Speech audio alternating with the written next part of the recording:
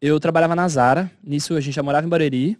E, tipo, eu fui trabalhar na Zara, na loja de shopping, porque eu pensei assim, qual é o emprego que eu mais vou conseguir ganhar dinheiro sem ter uma formação e continuar estudando? Que eu queria prestar pra Academia da Força Aérea na época.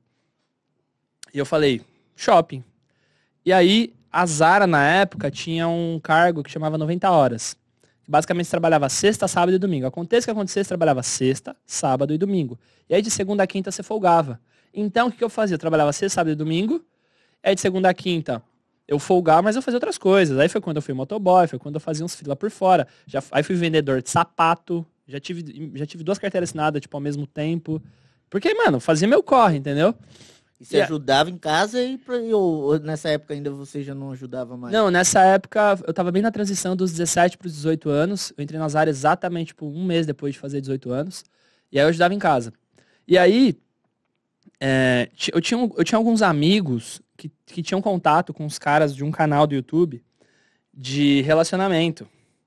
E eu sempre falei bem, mas é porque, cara, na quebrada, se você for, mano, todo mundo fala bem. Porque todo mundo precisa ser desenrolado. Claro. Você não abrir a boca pra falar, ninguém te conhece, certeza, enfim.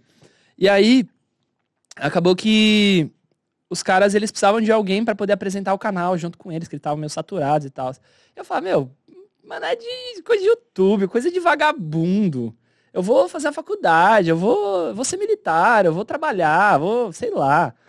YouTube, coisa Caraca, você tava nesse foco aí, total. Não tinha. Eu fui ter celular, assim, razoável com quase 20 anos de idade, cara. E naquela época já tinha WhatsApp, já tava começando isso aí. Eu nunca fui da internet, assim, zero, zero, zero. Eu fui um dos últimos amiguinhos a ter Orkut na minha época. Então, assim, eu nunca aceitei. Nunca entendi. Eles tinham um canal de relacionamento. Até que, um belo dia, eu tava numa fase na Zara que eu tinha recém saído do emprego. Não. Eu tinha recém saído de um dos bicos e eu só tava na Zara. A Zara era uma oportunidade boa pra você, né? Porque a Zara eu acho que tem um lance de crescimento. Sim. Até pra outros países. Não, né? A minha ideia, eu tinha 2 opções na vida. Eu ia fazer ou faculdade, ou ali a AFA, né? Que eu queria passar na época, que ainda dava tempo, ainda tinha idade pra isso. Ou eu queria fazer algum tipo de engenharia de ciências aeronáuticas, alguma coisa, e me manter trabalhando na Zara. Ou, em último caso, cara, eu queria ter uma carreira lá dentro. Porque realmente era a minha chance de sair. E aí, eu tava na Zara e tal. Aí eu comecei a ter um tempinho, porque foi bem na época não tinha moto, tinha nada. Eu tirava muito tempo, era 2, 3 horas pra ir de Barueri até a Zara, muitas vezes. Então, caraca, era shopping. Era no Shopping Guatemi. Nossa. No Shopping Guatemi, lá na Faria Lima. Então saía de Barueri, atravessava a cidade, aí pegava Aí trabalhava ônibus. 8, 10, 12 horas? Não, Na Zara eu não trabalhava tanta carga horária no começo. Fui trabalhar um pouquinho mais depois. E aí eu tinha muito tempo ali dentro do transporte. Então ali foi quando eu comecei a ler, foi quando eu... Cara, eu ia em sebo e fazia festa. Então assim, comprava. A primeira vez que eu li Tony Robbins na vida, não foi porque eu achei na internet, foi porque eu vi num sebo, achei a capa atraente. Então eu li Tony Robbins, fui ler o Lair Ribeiro, antes do Lair Ribeiro ser conhecido na internet. Então, assim, comecei a ver coisas de PNL e tal, não sei o quê.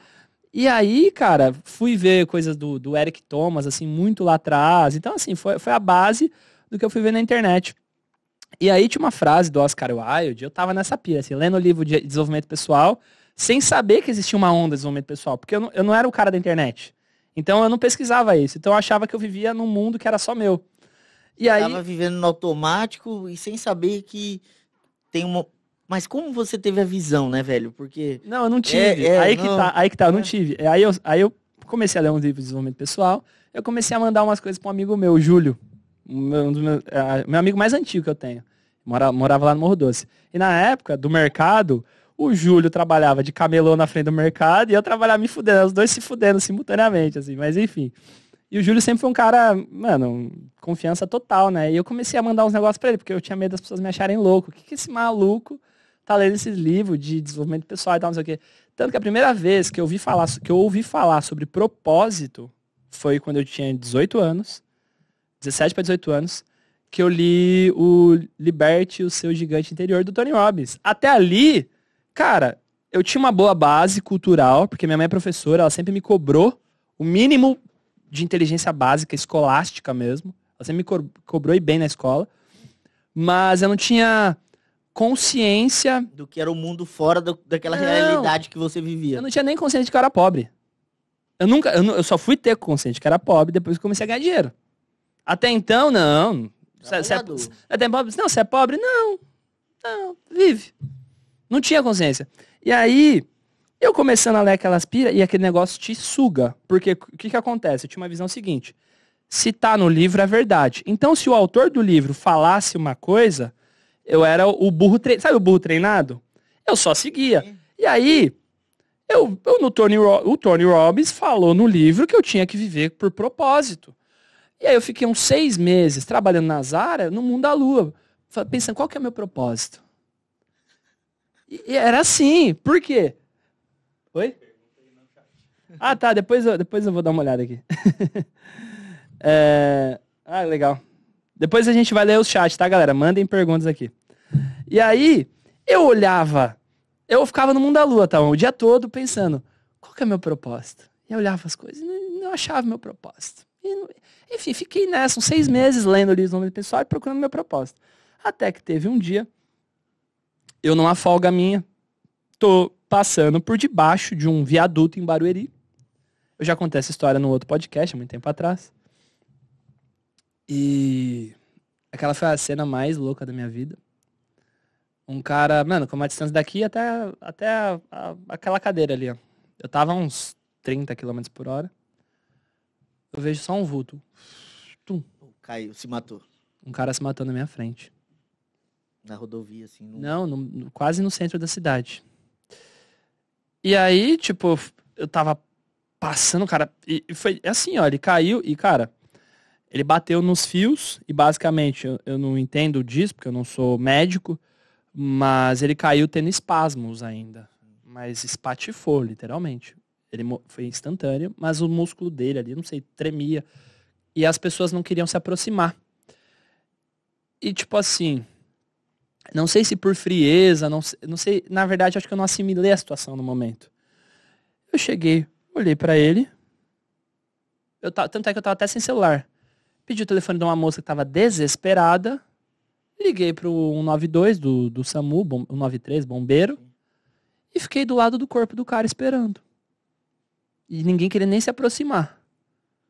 E aí, fiquei naquela situação, não senti nada no momento, porque eu não assimilei. Quando o bombeiro chegou, eu dei meu nome lá. E quando eu subi em cima da moto, que eu botei o capacete, que eu saí da cena, eu comecei a chorar muito, cara. Você teve a força de um leão nessa hora. Não é que não foi força. Eu não assimilei. Frieza, né? Eu não assimilei. Cara, aquilo me doeu muito. Não me deu o fato. E aí, antes até de eu ir embora, um cara desceu correndo, veio do lado de cima e falou... Eu falei pra ele não se jogar. Era um taxista. Eu parei e não consegui segurar ele a tempo. Então eu tinha informação que um cara se jogou, era um homem e era um taxista. Eu fui embora pra casa com aquela dúvida de saber por que alguém faz um negócio desse. Porque eu tava naquele ciclo de viver pensando qual é o meu propósito e eu vi alguém que se perdeu tanto nos próprios propósitos de vida que decidiu dar um fim à própria vida. Tem que ser muito corajoso ou tá passando um sufoco muito absurdo. E nessa época, só abrindo um parênteses, eu tinha esses amigos em comum que apresentavam um canal de relacionamento.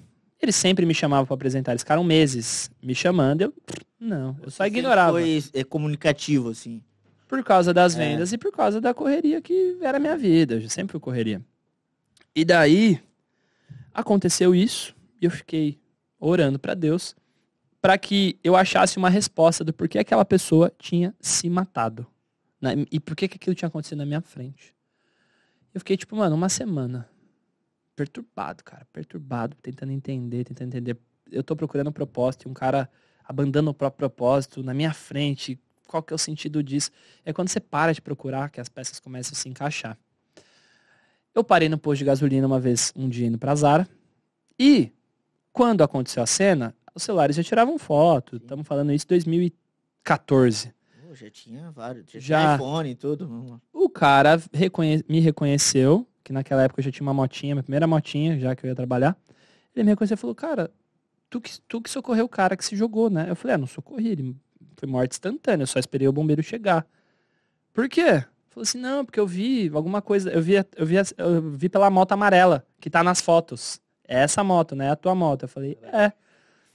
Por quê? Ele falou assim, não, é que a foto se espalhou pela cidade toda, enfim, você tá na foto e esse cara... Aí eu falei assim pra ele, se conhecia esse cara? Eu falei, esse cara abastecia aqui todo dia.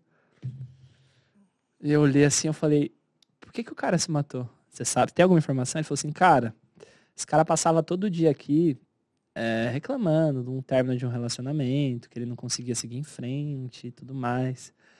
E aí foi, não sei se foi aleatório, o que foi, e aí foi quando aquilo ali me bateu, porque eu falei assim, mano, tem gente que realmente sofre ao ponto de se matar por conta de um lance de relacionamento. E aí lembra dos caras que me chamavam pra apresentar o canal de relacionamento? Eu senti que eu tinha que trocar uma ideia com eles, pra contar essa história. E aí eu fui trocar uma ideia com eles pra contar essa história. O cara tinha se matado e que talvez eu estivesse errado, que talvez o trabalho deles fosse algo relevante. E aí, na época, eu fiz uma reunião com eles, mano, insistiram, não, faz uns vídeos lá pro canal, que você é comunicativo, o pessoal fala muito bem de você e tudo mais. Então, eu comecei a fazer os vídeos, na época, pra esse canal de relacionamento, porque eu queria pura e simplesmente que os caras não se matassem. Cara, juro, era uma inocência tão grande na intenção que a minha vida ela foi se voltando pra isso de uma maneira muito natural. Eu não planejei ir pra internet, eu fui jogado lá. Entende?